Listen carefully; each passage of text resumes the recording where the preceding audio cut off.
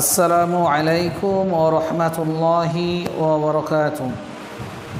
ইন্নাল হামদালিল্লাহি নাহমাদুহু ওয়া নুসাল্লি আলা রাসূলিহিল কারীম, আম্মা বা'দ। ফাআউযু বিল্লাহি মিনাশ শাইতানির রাজীম। বিসমিল্লাহির রহমানির রহিম। وأما السائل فلا تنهر قال رسول الله صلى الله عليه وسلم في الحديث المبارك لا تدخل الجنة بخيلا। পিয়ারে হাজরানি মজলিস তথা দূর দূরান্ত থেকে দর্শনরত অবস্থায় থাকা সমস্ত মুসলমান নরনারীগণ তথা আমার মুরব্বী চাচা জানেরা ও নওজোয়ান তরুণ জোয়ান যুবক ভাইয়েরা ও সমস্ত আলেম উলামাগণ ও দিনী ভাই বোনেরা, বিশেষ করে পর্দার অন্তরালে অবস্থিত আমাদের সকলের মা ও বোনেরা, আল্লাহ পাক রব্বুল আলামিনের দরবারে অশেষ শুকরিয়া যে আল্লাহ পাক দয়াময় দয়া করে মেহেরবানি করে আমাকে আপনাকে যে এই পবিত্র ইসলাম ধর্মের মধ্যে থেকে দিন যাপন করার মতো তৌফিক এনায়েত করেছেন। এবং সবথেকে বড় কথা, তিনি আমাদেরকে যে দুনিয়াতে মুসলমান করে পাঠিয়েছেন এবং মুসলমান অবস্থাতে দিন যাপন করতে আমাদের দিচ্ছেন এখনও পর্যন্ত। এবং আরও একটা কথা, সেটা হচ্ছে এটাই, এই সংক্ষিপ্ত সময়ে আল্লাহ সুবহানাহু ওয়া তাআলা যে আমাকে আপনাকে দিন ইসলাম থেকে দুসার কথা বলার মতো শোনার মতো যে তৌফিক ইনায়েত করেছেন, সেই মহান স্রষ্টা আল্লাহ তাআলার শুকরিয়া আদায় করার জন্য আমরা সকলে একবার অন্তর থেকে আনন্দের সাথে মোহাব্বতের সাথে উচ্চস্বরে বলে উঠি আলহামদুলিল্লাহ। তারপরে তাজদারে মদিনা আহমদে মুস্তাফা সাইদুল আম্বিয়া সাইদুল মুরসালিনা নবী করিম সাল্লাল্লাহু আলাইহি ওয়াসাল্লাম, সেই নবী পাকের উপর শত কোটি দরুদের নাজরানা বর্ষিত হোক। সকলে বলুন আল্লাহুম্মা সাল্লি আলাই, আল্লাহুম্মা বারিক আলাই, আল্লাহুম্মা আমিন। কুরআন মাজিদ থেকে আপনাদের সম্মুখে কুরআনের 30 পারা, কুরআনের অর্থাৎ যেটা আমরা পারা বলে জানেন, সেই কুরআন মাজিদের 30 পারার মধ্যে একটি সূরা আছে, যে সূরাটির নাম হলো সূরাতুদ দুহা। সেই সূরাতুদ দুহার মধ্যে, সূরা দুহার ভিতরে আল্লাহ সুবহানাহু ওয়া তাআলা একটি আয়াতের মধ্যে পরিষ্কারভাবে জানিয়ে দিলেন, বললেন ওয়াম্মা সাইলা ফালা তানহার। যে আয়াতটি আপনাদের সম্মুখে কিন্তু আমি তুলে ধরেছি, সেই আয়াতের বিষয়ই বা সেই আয়াতের উপরই চোখ রেখে দুচার কথা আপনাদের সম্মুখে রাখবো। এবং এই আয়াতের মধ্যে আল্লাহ সুবহানাহু ওয়া তাআলা বললেন ওয়াম্মা সাইলা ফালা তানহার, অর্থাৎ তোমাদের দরবারে যখন কেউ আসে, সাহিল আবদার আবেদন করে, সে কোনো মসজিদ মাদ্রাসা থেকেই হোক, কোনো এতিম মিসকিন হোক না কেন, কোনো নবমুসলিম হোক না কেন, বা কোনো অসহায় কোনো দরিদ্র ব্যক্তি যেই হোক না কেন, যদি তোমাদের কাছে এসে সাহিল করে কোনো আবদার আবেদন রাখে, আমি আল্লাহ সুবহানাহু ওয়া তাআলা বলছি তোমরা তাদেরকে নিরাশ করে ফিরিয়ে দিও না। হাদিসের মধ্যে আল্লাহ রাসূল পাক সাল্লাল্লাহু আলাইহি ওয়াসাল্লাম কি বললেন? লা তাদখুলাল জান্নাতা বাখিলা। যে ব্যক্তি কৃপণতা করবে, যে ব্যক্তি কিপ্টেপনা করবে, সেই ব্যক্তি কখন এসে সারা জীবন তাহাজ্জুদের নামাজ পড়েও যদি কপাল ফাটিয়ে ফেলে, বা সারা রাত জেগে তাহাজ্জুদ পড়ে চোখের নিচে যদি কালো দাগও ফেলে, কালো দাগও তৈরি হয়ে যায়, বা সে যতই তাহাজ্জুদ পড়ুক, নামাজ করুক, রোজা হজ, যতই হজের পর হজ করুক না কেন, ওই ব্যক্তিটা বা যে ব্যক্তি কৃপণতা করে, সেই ব্যক্তি লা তাদখুলাল জান্নাহ, রাসূল পাক সাল্লাল্লাহু আলাইহি ওয়াসাল্লাম বলেন, সে কখনোই জান্নাতের মধ্যে দাখিল হতে পারবে না, প্রবেশ করতে পারবে না। অর্থাৎ বিষয় হলো, আল্লাহ সুবহানাহু ওয়া তাআলার দয়ার জান্নাত পাওয়ার জন্য আমাদেরকে অবশ্যই করে অন্যান্য আমলের সাথে সাথে আমাদের অবশ্যই দান, ইসলাম অর্থাৎ ফি সাবিলিল্লাহ, আল্লাহর রাস্তায় আমাদের কিন্তু দানের জন্য হাত বাড়িয়ে দিতে হবে। কৃপণতা করা থেকে আমাদেরকে প্রত্যেকে বেঁচে থাকতে হবে। ইসলাম কিন্তু রাসূল পাক সাল্লাল্লাহু আলাইহি ওয়াসাল্লাম, আজকে যদি আপনারা দেখেন, আপনার একটা, অর্থাৎ আমার যে বলার বিষয়, বক্তব্যের বিষয় হবে এটাই, যে ইসলামকে টিকিয়ে রাখতে গেলে দানের প্রয়োজনীয়তা। অবশ্যই ইসলামকে টিকিয়ে রাখতে গেলে অন্যান্য প্রয়োজনের সাথে সাথে দানেরও বিশেষ পরিমাণে একটা প্রয়োজন আছে। সেটা কিন্তু আমরা অনেকেই বুঝি না বা বুঝতে চাই না, বা যারা দানের জন্য মসজিদ বা মাদ্রাসা থেকে বড় বড় শাইখুল হাদিসরাও যায় তাদেরকে অপমান করে ফিরিয়ে দেওয়া হয়, বা প্রকৃত হকদার মানুষ কোনো মুসলিম কোনো এতিম মিসকিন যদি যাওয়া হয় তাদেরকে সন্দেহ নজরে কিন্তু দেখা হয়, যেটা একটা চরম আজকে মুসলমান সমাজের বিশাল বড় ভুল। তবে কিছু সংখ্যক মানুষের জন্য আজকে প্রকৃত মানুষরা এই জায়গা থেকে নিজেদের জায়গাটাকে হারিয়ে ফেলার উপক্রমে জায়গায় এসে পৌঁছেছে। সেই বিষয়েই কথা বলবো আপনাদের সম্মুখে।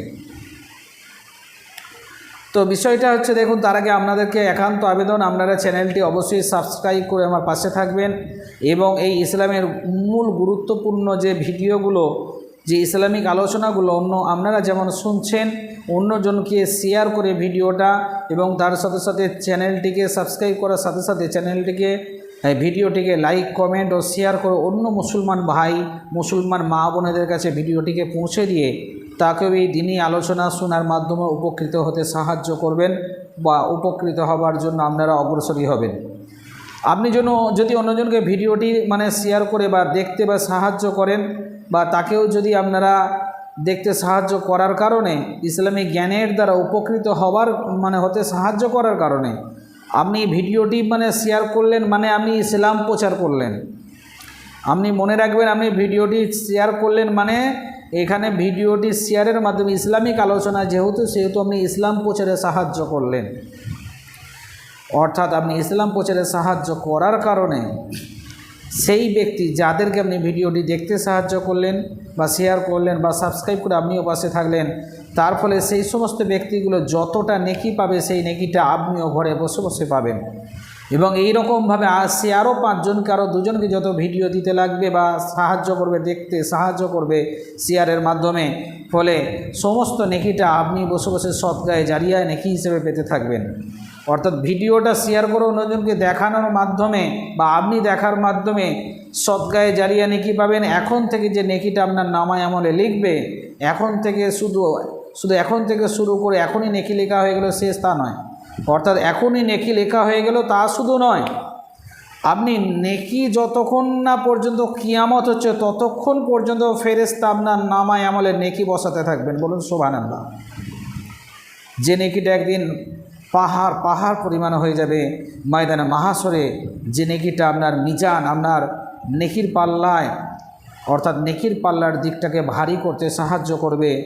আপনার জাহান্নাম থেকে অন্যান্য সওয়াবের সাথে সাথে আমলের সাথে সাথে এই আপনার সদকায়ে জারিয়া নেকি বা আমল, সদকায়ে জারিয়া নেকিটাও আপনাকে জাহান্নাম থেকে বাঁচতে সাহায্য করবে।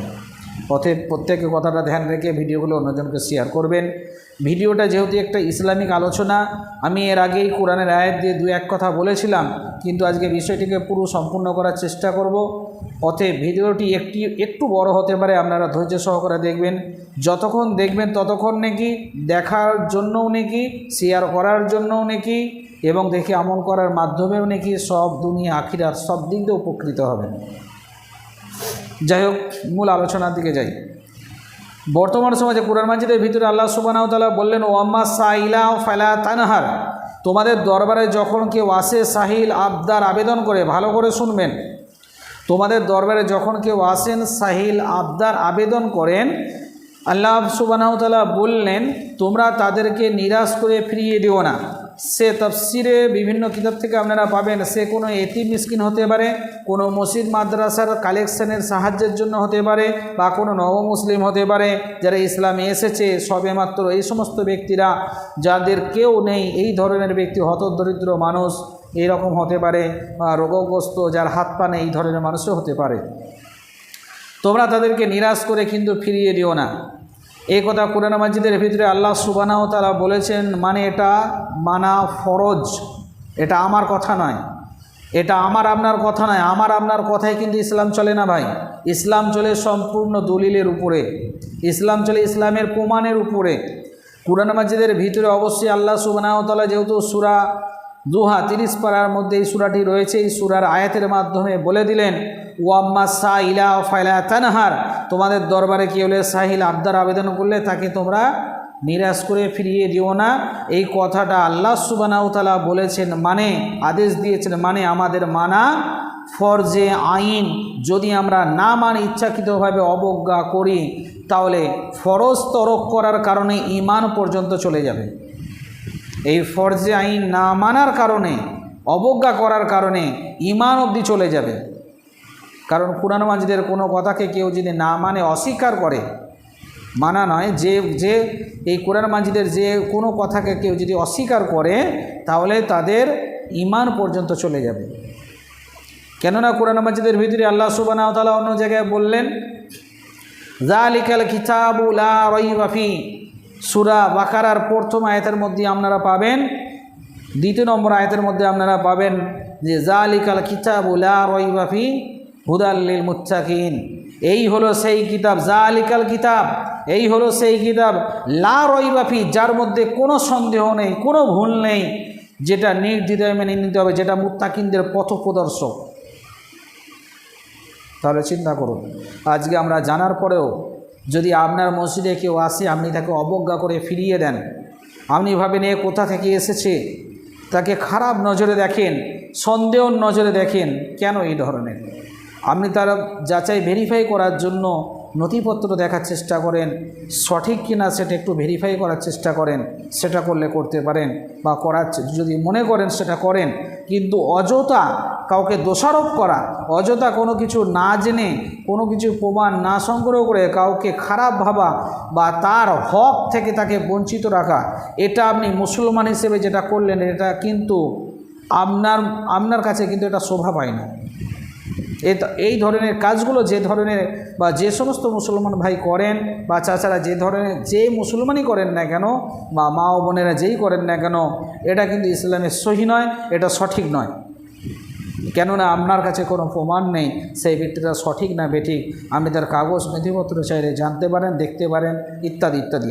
বা যদিও বা সেই ব্যক্তির কাছে, সেই ব্যক্তি অর্থ সামগ্র, তার মধ্যে অর্থ থাকতেও পারে, বা এতিম মিসকিন না হয়, সে যেহেতু মানে কষ্টের সময় এসে আপনার কাছে সাহায্য চাইছে, আপনি তাকে দিতে বাধ্য, আল্লাহ যেহেতু বলে দিয়েছেন। এবং রাসূল পাক সাল্লাল্লাহু আলাইহি ওয়াসাল্লাম হাদিসের মধ্যে কি বললেন, লা তাদখুলাল জান্নাতা বাখিলা, যে ব্যক্তি কৃপণতা করবে, যেটা আগেই বললাম, ধরুন আপনার কাছে টাকা আছে, আপনার সামর্থ্য আছে, দান করার মতো ক্ষমতা আছে, তারপরে আপনি কৃপণতা করছেন। একজন অমুসলিম আপনার কাছে গেছে, একজন মানে এতিম বা মিসকিন গেছে, বা কোনো মাদ্রাসা থেকেই আপনার কাছে সাহায্যের, মসজিদ গড়ার জন্য সাহায্যের জন্য গেছে, আপনি কি করলেন? আপনার সামর্থ্য থাকার পরেও জেনে বুঝে আপনি কিন্তু কৃপণতা করলেন, ভাবলেন আপনার দিলে, দান দিলে আপনার কমে যাবে। আপনার দানের মাধ্যমে কখনই আপনার ধন কমে না, দানের মাধ্যমে আপনার রুচি রোজগারের টাকা পয়সাতে আল্লাহ সুবহানাহু ওয়া তাআলা বরকত দেন। রাসূল পাক সাল্লাল্লাহু আলাইহি সাল্লাম বললেন, তোমরা বেশি বেশি পরিমাণে দান করো, কেননা যে যত বেশি পরিমাণে দান করবে, সেই দানের মাধ্যমে আল্লাহ সুবহানাহু ওয়া তাআলা তোমাদের বড় বড় বালা মুসিবত থেকে তোমাদেরকে হেফাজত করবেন। বলুন সুবহানাল্লাহ। এমনকি শুধু তাই নয়, যে ব্যক্তি যত দান করবে, সেই ব্যক্তির নামায় আমলে তত বেশি পরিমাণে নেকি লেখা হবে। এবং কতটা নেকি লেখা হবে যদি আপনারা বলেন, সেটা আল্লাহ সুবহানাহু ওয়া তাআলাই জানেন। এবং আপনি আজকে ধরুন আপনি মানে রাস্তা দিয়ে বিভিন্ন জায়গায় যাচ্ছেন, 10 টাকার গুটখা কিনে খেলেন, বা খারাপ কোনো জিনিস কিনে খেলেন, মানে 10 টাকার বিড়ি কিনে খেলেন, আপনি খেলেন, টানলেন, আপনার শরীরের ক্ষতি হলো, আপনার কিন্তু আখিরাতের জন্য কোনো কিছু তৈরি হলো না বা জমা থাকলো না। কিন্তু যে দানটা আপনি করে গেলেন, ওই দানটা আল্লাহ পাক কুরআন মাজিদের ভিতরে সূরা বাকারার মধ্যে বলেছেন, কুলু ওয়াশরাবু মির রিজিকিল্লাহ, আমার তোমরা খাও এবং পান করো, এবং আমার দান থেকে, আমার রেজেক দেওয়া রেজেক থেকে তোমরা কি করো? দান করো। আর আজকে আমরা সেই দান থেকেই কৃপণতা করি, এই দান করা থেকেই নিজের হাতকে গুটিয়ে রাখি। যদি সাহাবাদের কথা বলা হয়, তাহলে আপনারা অবাক হয়ে যাবেন। সেই বিষয়ে দু এক কথা আপনাদের সম্মুখে, মানে একটা বড় হাদিস আপনাদের সম্মুখে ছোট্ট করে উপস্থাপন করে তুলে ধরব। রাসূল পাক সাল্লাল্লাহু আলাইহি ওয়াসাল্লাম একদিন মসজিদের নববীতে বসেছিলেন, ভালো করে শুনবেন। মসজিদে নববীতে বসেছিলেন, বসে থাকতে থাকতে দয়ার নবী রাহমাতাল লিল আলামিন তিনি একটু হাসলেন, একটু মুচকি হাসলেন। হাসার পর সাহাবারা জিজ্ঞাসা করলেন, ইয়া রাসূলুল্লাহ, ইয়া হাবিবাল্লাহ, আপনি হাসলেন কেন? আপনি হাসলেন কেন? সাহাবারা জিজ্ঞাসা করার পরে রসুল পাক সাল্লাল্লাহু আলাইহি সাল্লাম বললেন, এইমাত্র ফারিস্তা জিবরিল আলাইহিস সালাতু ওয়াস সালাম এসে আমাকে জানিয়ে গেলেন যে মক্কার কুফফার কুরাইশ আমি রসুলুল্লাহ আমাকে মার্ডার করার জন্য, আমি রসুলুল্লাহ আমাকে কতল করার জন্য, আমি আবদুল্লাহর বেটা মুহাম্মদ সাল্লাল্লাহু আলাইহি সাল্লাম আমাকে জানে মেরে দেবার জন্য মক্কার কুফফার কুরাইশরা আমি রসুলুল্লাহ আমার বিরুদ্ধে একটা গোপনে গোপনে দল তৈরি করেছেন। ফারিস্তা জিবরিল আলাইহিস সালাতু ওয়াস সালাম এসে জানিয়েছেন যে সমস্ত ব্যক্তি এই কঠিন বালা মুসিবতের সময় আমি রসুলুল্লাহ আমার পাশে এসে দাঁড়াবে, দিন ইসলামকে টিকিয়ে রাখার জন্য আমাকে সাহায্য করবে, আমার পাশে এসে দাঁড়াবে, দান করবে, ওই সমস্ত ব্যক্তিদের আল্লাহ সুবহানাহু ওয়া তাআলা জমিন ও আসমানের মতো বড় বড় জান্নাত দেবেন। চিন্তা করেন, কি দেবেন? জমিন ও আসমানের মতো বড় বড় জান্নাত দেবেন। ফারিস্তা জিবরিল আলাইহিস সালাতু ওয়াস সালাম সেই মাত্র আমাকে জানিয়ে গেলেন। এই কথাটা শোনার পরে হযরতে ওমর রাদিয়াল্লাহু তাআলা আনহু, হযরতে আবু বকর রাদিয়াল্লাহু তাআলা আনহু, হযরতে ওসমান রাদিয়াল্লাহু তাআলা আনহু থেকে আরম্ভ করে সমস্ত সাহাবী যারা ছিলেন সমস্ত সাহাবীরা সকলেই চলে গেলেন। যে যার বাড়িতে চলে গেলেন, চলে গিয়ে যে যেমনভাবে পারলেন সামর্থ্য হিসেবে যার যেমন সামর্থ্য ছিল, কেউ বা নিজের পুরলি সামগ্রী থেকে বা বাড়িতে যে যেমনভাবে সামর্থ্য ছিল সমস্ত দান সামগ্রী, টাকা পয়সা থেকে ঘটি বাটি আরও অন্যান্য দান সামগ্রী নিয়ে এসে রসুল পাক সাল্লাল্লাহু আলাইহি সাল্লামের কাছে রাখতে লাগলেন এবং রসুল পাক সাল্লাল্লাহু আলাইহি সাল্লাম অত্যন্ত খুশি হতে লাগলেন। হযরতে আবু বকর সিদ্দিক রাদিয়াল্লাহু তাআলা আনহু, যাকে আমরা প্রথম খলিফা বলে জানি, সেই হযরতে আবু বকর সিদ্দিক রাদিয়াল্লাহু তাআলা আনহু তিনি তেনার বাড়িতে যা কিছু ছিল পেরেছেন একটা পুডলির মধ্যে সব কিছুকে নিয়ে মাথায় তিনি সেটাকে নিয়ে আসতে লাগলেন বোঝাই করে। রসুল পাক সাল্লাল্লাহু আলাইহি সাল্লাম কাছে যখন নিয়ে আসা হলো, রসুল পাক সাল্লাল্লাহু আলাইহি সাল্লামের কাছে যখন তিনি রেখে দিলেন, রসুল পাক সাল্লাল্লাহু আলাইহি সাল্লাম হযরত আবু বকর রাদিয়াল্লাহু তাআলা আনহুর আনা পুডলিটিকে খুলে খুলে দেখতে লাগলেন এবং দেখার শেষে বললেন, হযরতে আবু বকর তুমি তো দেখতে পাচ্ছি সমস্ত কিছু নিয়ে চলে এসছো, তাহলে তুমি তোমার দিন ইসলামকে টিকিয়ে রাখার জন্য তুমি তো সমস্ত কিছু দান করে দিয়েছো, তোমার বাড়িতে যা কিছু ছিল তুমি তো সমস্ত কিছুই নিয়ে চলে এসেছো, তাহলে আবু বকর তোমার বাড়িতে তুমি কি রেখে এলে? হযরতে আবু বকর সিদ্দিক রাদিয়াল্লাহু তাআলা আনহু প্রথম খলিফা, যাকে আমরা চিনি প্রথম খলিফা বলে, সেই হযরতে আবু বকর সিদ্দিক রাদিয়াল্লাহু তাআলা আনহু তিনি বললেন, আমি আমার বাড়িতে আল্লাহ ও আল্লাহর রসুলকে রেখে এসেছি। বলুন সুবহানাল্লাহ, কত বড় কথা দেখুন। তিনি কি বললেন? আমি আমার বাড়িতে আল্লাহ ও আল্লাহর রসুলকে রেখে এসেছি।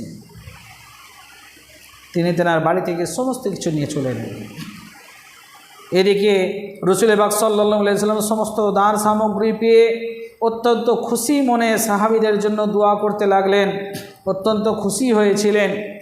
পরক্ষণেই রসুল পাক সাল্লাল্লাহু আলাইহি সাল্লামের চোখ গেল দূরের এক সাহাবীর দিকে, যে সাহাবী বসে বসে ঝরঝর করে কান্নার মতো অবস্থায়, যে সাহাবী বসে কন্দনরত অবস্থায় থাকার মতো তেনার আভাব দেখা গেল। অর্থাৎ সাহাবী যেন অত্যন্ত মন খারাপ করে বসে আছে, যেন তিনি কাঁদু কাঁদু এই রকম অবস্থা। রসুল পাক সাল্লাল্লাহু আলাইহি সাল্লাম সেই সাহাবীকে বললেন, সাহাবী তোমার মন খারাপ কেন? তুমি এইরকমভাবে এক জায়গায় বসে আছো কেন মন খারাপ করে? সেই সাহাবী বললেন, ইয়া রাসূলুল্লাহ, ইয়া হাবিবাল্লাহ সাল্লাল্লাহু আলাইহি ওয়াসাল্লাম, আপনার সমস্ত সাহাবীরা যে যেমন পেরেছে দিন ইসলামকে টিকিয়ে রাখার জন্য, দিন ইসলামকে টিকিয়ে রাখার জন্য আপনার পাশে দাঁড়িয়েছে, দান করেছে আপনাকে, কিন্তু আমি আপনার এমন এক গরিব, এমন এক অসহায় সাহাবী, যে আমি সাহাবী আমার এক টুকরে পরনে কাপড় ছাড়া আর কিছু নাই। ভালো করে শোনেন, সেই সাহাবীর এক টুকরে পরনে কাপড় ছাড়া কিছু নাই। সাহাবী বললেন, আমি যদি এই সাহাবী আপনার সাহাবী এই পরনের কাপড়ের টুকরোটা খুলে দিই, ইয়া রাসূলুল্লাহ, ইয়া হাবিবাল্লাহ, আমি উলঙ্গ হয়ে যাবে, সাল্লাল্লাহু আলাইহি সাল্লাম, আমি উলঙ্গ হয়ে যাবে, আমি বিব্রস্তর ল্যাংটা হয়ে যাব। তাই আমি দিন ইসলামকে টিকিয়ে রাখার জন্য আপনাকে সাহায্য করতে না পারায়, দান করতে না পারায় আমি বড় ব্যথিত, আমার বড় অনুতপ্ত আমি হতে লাগিয়েছি এবং আমার বড় ব্যথা লাগছে, যার জন্য আমি থাকতে পারছি না, আমার বুকের ভিতরটা যেন ফেটে যায়, এই ধরনের অবস্থা। পরক্ষণে সাহাবী কিছুক্ষণ পরে রুমি পাক সাল্লাল্লাহু আলাইহি সাল্লামকে বললেন, আপনি যদি একবার আমাকে অনুমতি দেন তাহলে আমি আমার একটু বাসার দিক থেকে ঘুরে আসি। বাসা বলতে সাহাবীর নিজস্ব কোনো বাসা নেই। কিতাবের আবু দাউদের হাদিসের মধ্যে এসেছে যে সাহাবী একটা ঝুপড়ির কাছে গেলেন, একটা কুঠিরের কাছে গেলেন, ছুটে ছুটে চলে গেলেন, একটা কুঠিরের কাছে গিয়ে ডাক দিলেন বাসির বলে।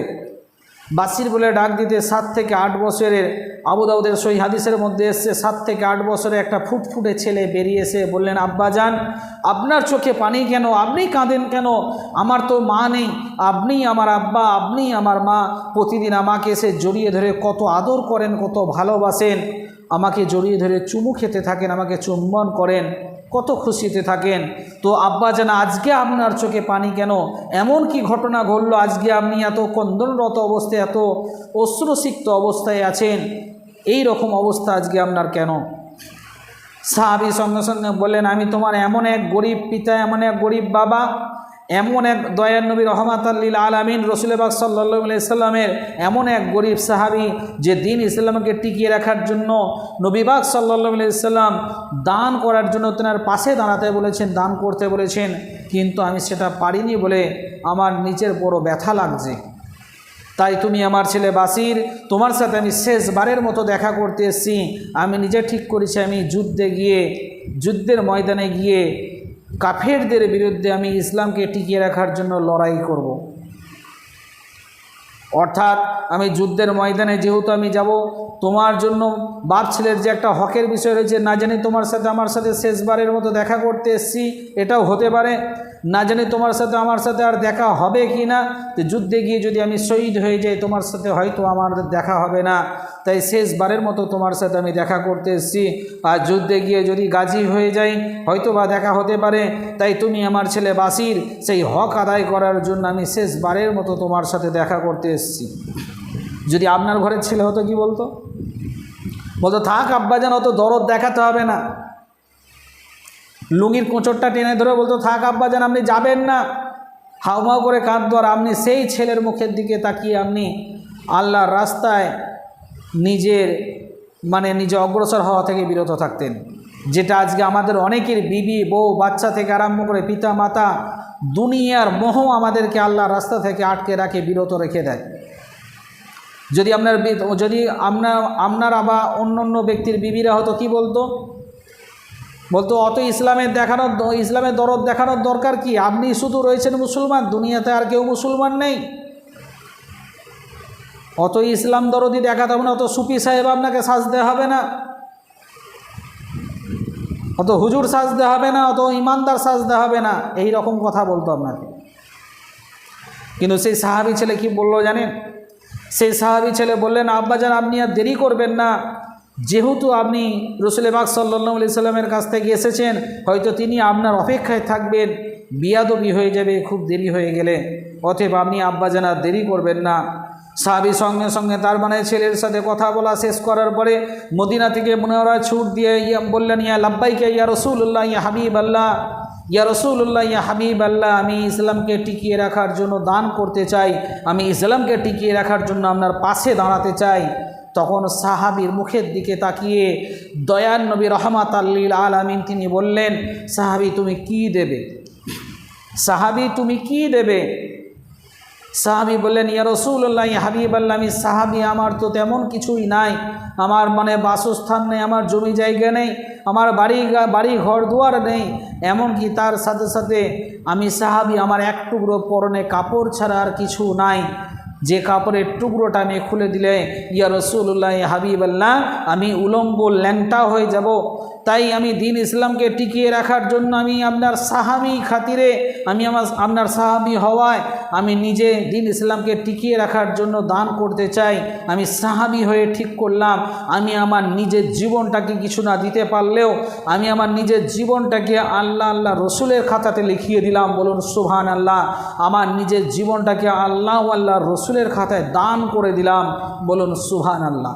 দেখুন, সেই সাহাবীর কাছে কিছু নেই, না আছে টাকা পয়সা, না আছে বাড়ি গাড়ি, যদিও তখন গাড়ি ছিল না, না আছে ধন দৌলত, না আছে তার আর্থিক অবস্থা ভালো মজবুত কোনো অর্থনৈতিক অবস্থা, কিন্তু সাহাবীর অন্তরে কি ছিল? ইসলামের প্রতি দরদ, ইসলামের প্রতি মোহাব্বত, ভালোবাসা ছিল।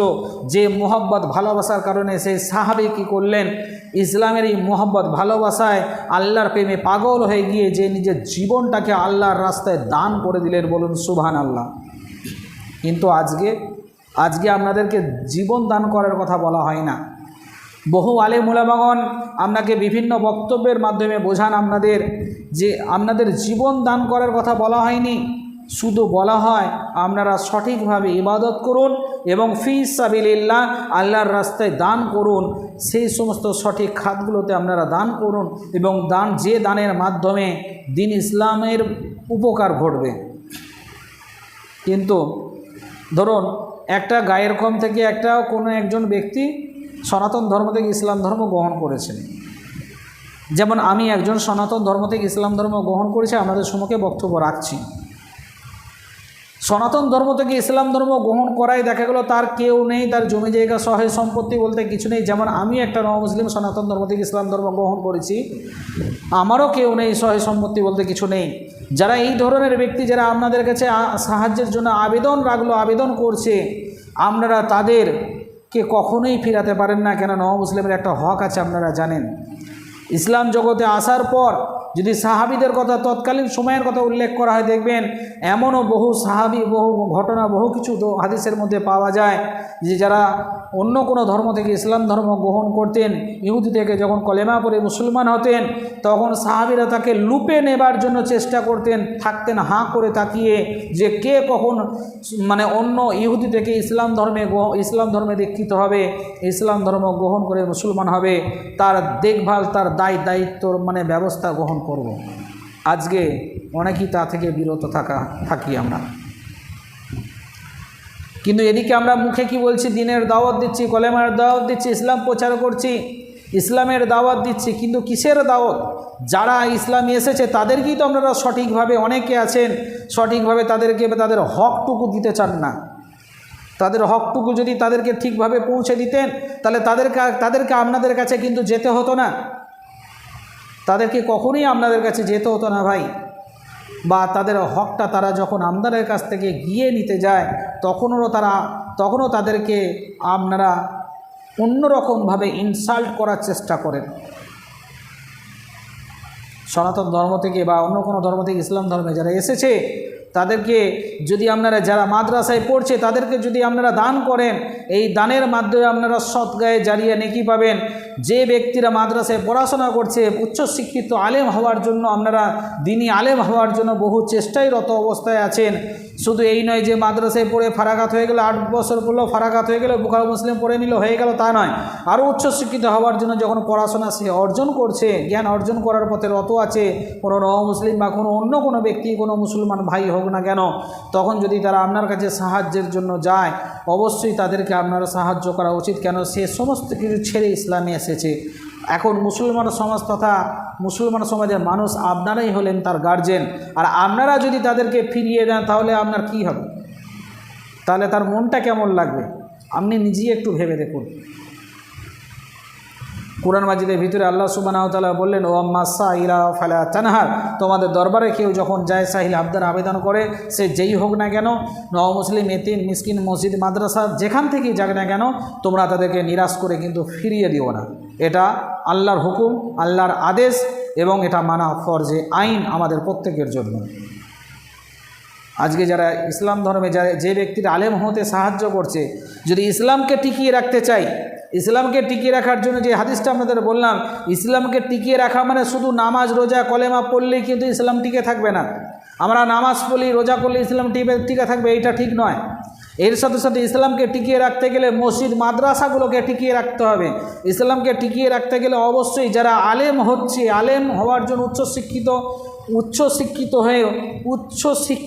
শিক্ষিত হয়ে জ্ঞানী আলেম হওয়ার জন্য যারা শিক্ষার পথে রত অবস্থায় আছে, তাদেরকে সাহায্য করা, তাদের পাশে দাঁড়ানো, যদি তাদের কেউ না থাকে, সেই সমস্ত ব্যক্তিদের সাহায্য করা, তাদেরকে দান করা।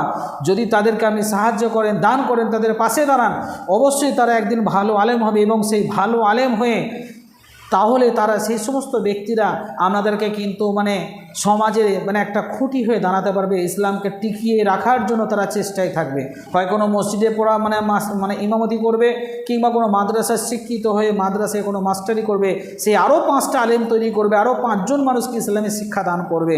ফলে আপনি তাকে যদি দান করেন, সেই ধরনের মুসলিম যারা ইসলামে এসে পড়াশোনা শিখছে, পড়াশোনা শিখে উচ্চশিক্ষিত হচ্ছে, বা কোনো মুসলমান ভাই বা কোনো এতিম মানুষ, কোনো এতিম মা বা কোনো এতিম বোন বা এতিম ভাই কোনো উচ্চশিক্ষিত হওয়ার জন্য, জ্ঞানী আলেম হওয়ার জন্য চেষ্টায় আছে, তাদেরকে যদি পাশে দাঁড়ান, সাহায্য করেন, অবশ্যই সেই ব্যক্তি একদিন আলেম হয়ে যতটা জ্ঞান তাকে আপনি দান করার জন্য, সেই দিন থেকে নিয়ে আরম্ভ করে কিয়ামত হওয়ার আগে পর্যন্ত সদকায়ে জারিয়া নেকি পাবেন।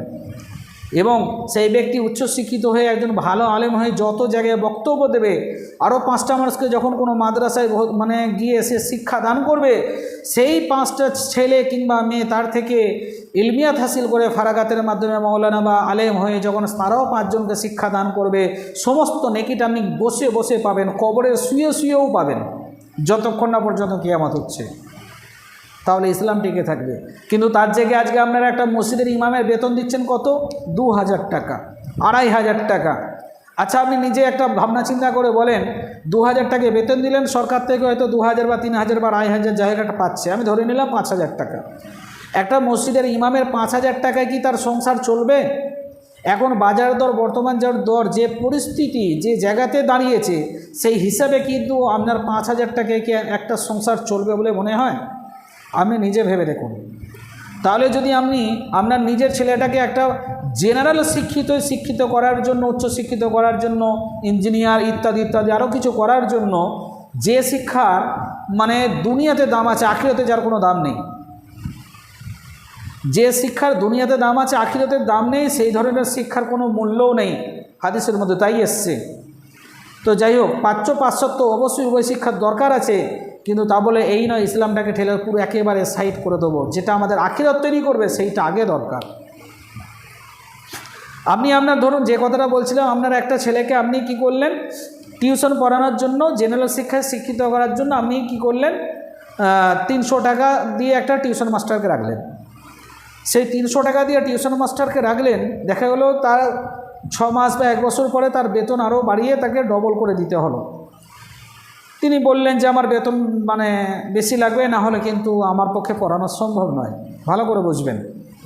কিন্তু ওই কথাটাই যদি একটা ইমাম সাহেব যদি আপনাকে বলে যে একটু বেতনটা বাড়ালে খুব ভালো হতো, যদি আপনাকে এই কথাটা আপনাকে বলে, তখন সেই ইমাম সাহেব কিন্তু, আমি লক্ষ্য করে দেখেছি বেশিরভাগ জায়গাতেই, তাই সেই ইমাম সাহেব মানে মসজিদ কমিটির কিছু মসজিদ কমিটির কিছু লোক থাকে আর কি, তাদের সকলের কাছে না হলেও বেশ কয়েকজনের কাছে সেই ইমাম সাহেব একজন মানে বিশাল বড় অপরাধীতে পরিণত হয়। যেন কথাটা বলে তিনি কত বড় ভুল করেছেন, কথাটা বলে যেন কত বড় পাপ করে ফেলেছেন, তিনি অন্যায় করে ফেলেছেন, এই রকমের অবস্থা ভাব দেখান তারা। এবার আপনি বলেন, সেই ইমাম সাহেব তিনি কি সংসার চালানোর তাগিদে এখন মসজিদে ইমামতি করবে, নাকি ইমামতির পথ ছেড়ে দিয়ে বা মাদ্রাসায় মাস্টারি করা পথ ছেড়ে দিয়ে তিনি একটা ব্যবসা বা কোনো একটা বিজনেসের লাইন দেখবে? তাহলে যদি তিনি মসজিদ মাদ্রাসা থেকে সরে চলে যায়, এইভাবে আলেমরা কিন্তু শিক্ষাদান করা থেকে, নিজের সমাজ থেকে ইসলাম ছড়ানো থেকে বিরত থাকবে। অবশ্যই মসজিদ মাদ্রাসাকে টিকিয়ে মুসলমান হয়ে আমাদের উচিত এটা মসজিদ মাদ্রাসাকে টিকিয়ে রাখে। কেন? ইসলামকে টিকিয়ে রাখা মানে মসজিদ মাদ্রাসাকে টিকিয়ে রাখা, মসজিদ মাদ্রাসাকে টিকিয়ে রাখা মানে মসজিদ মাদ্রাসার ইমাম এবং সেখানকার শিক্ষকদেরকে টিকিয়ে রাখা, তাদের যথাযথ ব্যবস্থা করা, এবং যে সমস্ত শিক্ষক, যে সমস্ত ছাত্ররা যারা ইসলামী জ্ঞান অর্জন করার জন্য রত অবস্থায় রয়েছে, কোনো মুসলিম কোনো ইসলাম জগতে এসছেন, উচ্চশিক্ষিত হওয়ার জন্য জ্ঞান অর্জন করছেন, দিনই জ্ঞান অর্জন করার পথে রত রয়েছেন, তাকে সাহায্য করা, এতিম মিসকিন ইত্যাদি ইত্যাদি যারা দিনই ইসলাম জ্ঞান অর্জন করছে তাদেরকে দান করা, তাদেরকে সাহায্য করা, এছাড়া অন্যান্য ব্যক্তিদেরও দান সাহায্য করা, তবেই কিন্তু ইসলাম টিকে থাকবে ভাই। আর আমরা যদি মনে করি শুধু নামাজ রোজার মধ্যে দিয়ে ইসলাম টিকে থাকবে, তাহলে কিন্তু ভুল করছি। রাসূল পাক সাল্লাল্লাহু আলাইহি সাল্লাম বললেন, সেই ব্যক্তি কখনোই জান্নাত যাবে না যে ব্যক্তি কৃপণতা করবে। কিপ্টেপনা ব্যক্তি বা কৃপণ ব্যক্তি কখনোই কিন্তু জান্নাত যেতে পারবে না। লা তাদখুলাল জান্নাতা বাখিলা, যতই নামাজ রোজা করেন, হজ জাকাত যতই যাই করেন না কেন, যদি আপনি দ্বীন ইসলামকে টিকিয়ে রাখার জন্য দান না করেন, সাহায্য না করেন, এতিম মিসকিনের হক মেরে দেন, মুসলিমের হক মেরে দেন, তাহলে আপনি কিন্তু একজন প্রকৃত ইমানদার নয়, আপনি কিন্তু একজন বাখিল। আর বাখিল, লা তাদখুলাল জান্নাতা বাখিলা, বাখিল কখনোই জান্নাতের মধ্যে দাখিল হতে পারবে না। যে আশা রাখবো আমরা সকলেই আল্লাহ সুবহানাহু ওয়া তাআলার কাছে দোয়া করে আল্লাহ সুবহানাহু ওয়া তাআলা আমাদের সঠিকভাবে চলার মতো এবং দুনিয়া থেকে ঈমান আমল নিয়ে যাওয়ার মতো যেন তৌফিক ইনায়েত করেন, এবং সঠিকভাবে আমল করার মতো, শোনার থেকে বেশি বেশি আমল করার মতো যেন তৌফিক ইনায়েত করেন, আমাদের সকলকে জান্নাতুল ফিরদাউসে যেন দাখিল করেন। বলেন আমিন সুম্মা আমিন। আসসালামু আলাইকুম ওয়া রাহমাতুল্লাহি ওয়া বারাকাতুহু।